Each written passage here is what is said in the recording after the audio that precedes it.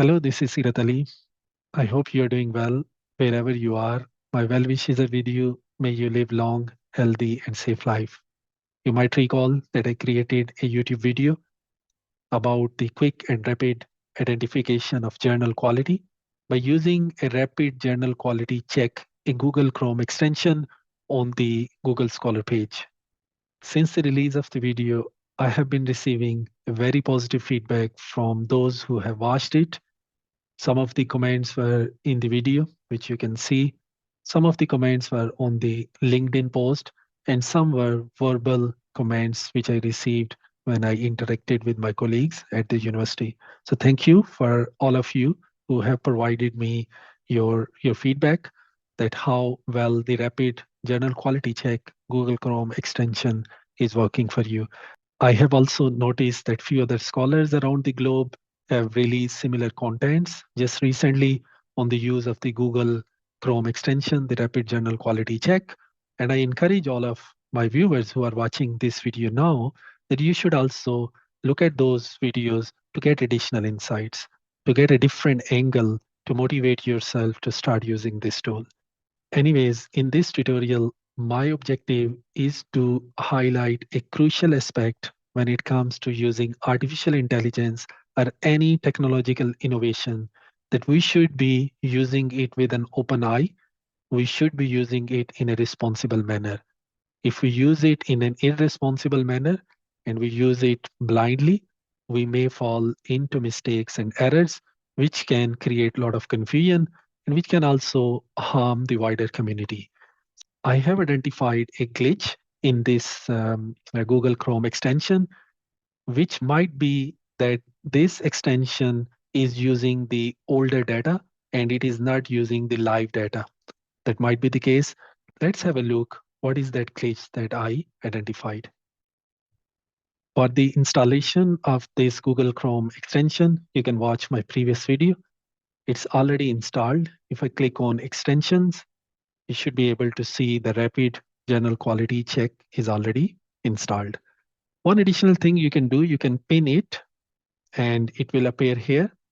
And if you then want to search for any journal, you can search for the journal name here and it can give the quality of that journal instantly.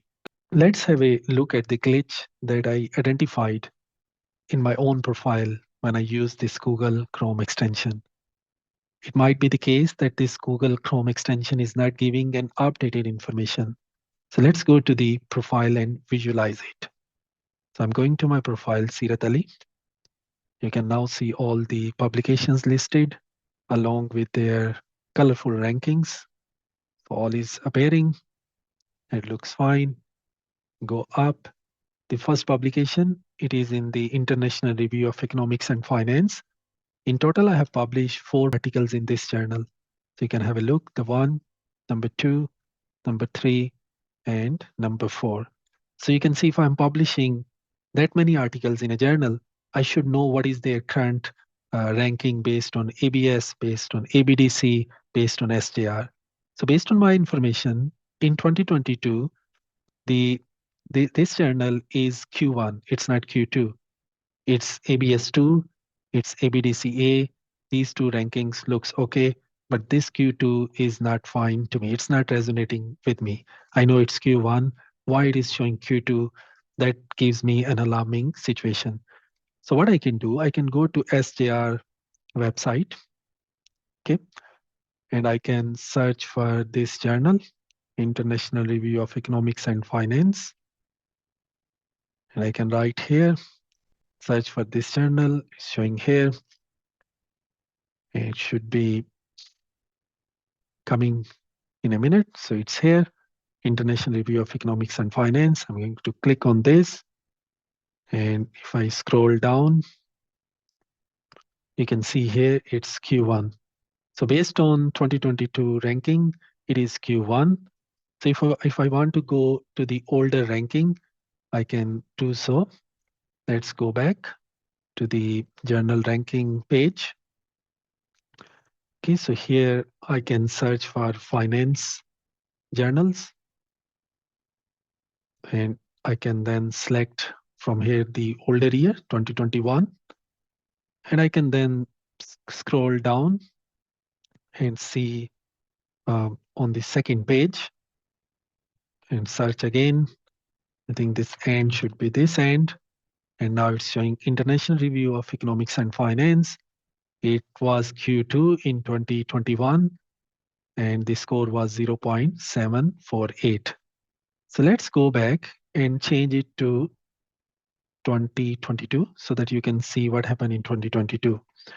Okay, so again, I'm going to, let's stay on the same page and search. It's not coming in the first few journals. So now I'm on the second page.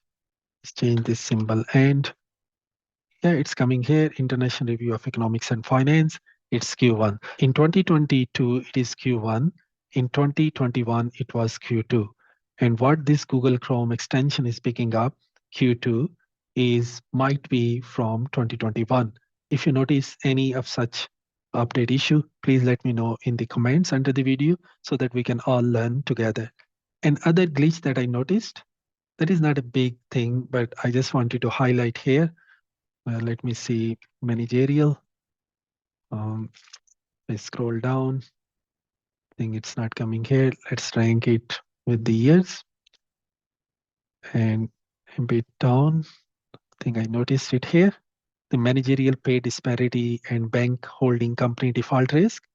It is a working paper. It's not published anywhere, but it is giving me ranking, whatever journal it is speaking, International Journal of Managerial Finance, which you can see it's Q2. It's ranked 2 in ABS, A in ABDC. So it's picking up International Journal of Managerial Finance somehow. I don't know why it is picking. I just clicked on that to see what happens.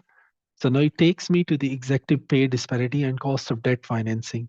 So it has picked up a related paper and picked up a journal from there and gave the ranking in front of my working paper. Okay, so that is something I noticed. And if I click here, nowhere I have mentioned that journal. Okay, so if I click on edit, that journal is not mentioned anywhere. Okay, so these are the two glitches I noticed, and I wanted to highlight so that we don't blindly use this gadget. It is helpful. It is putting everything together in one place. Previously, Google Scholar, if you search for any article, the only indicator you had was the number of citations.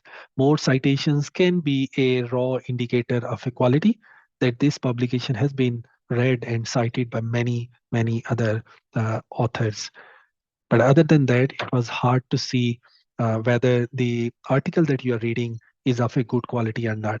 With this Google Chrome extension, it is giving that information in one place, which is a fantastic thing to have, but it might not be giving an updated information, for which I thought that it is good to record a video to give that caution to everyone, including myself, so that we become a responsible user of artificial intelligence, of any tool that come in the market.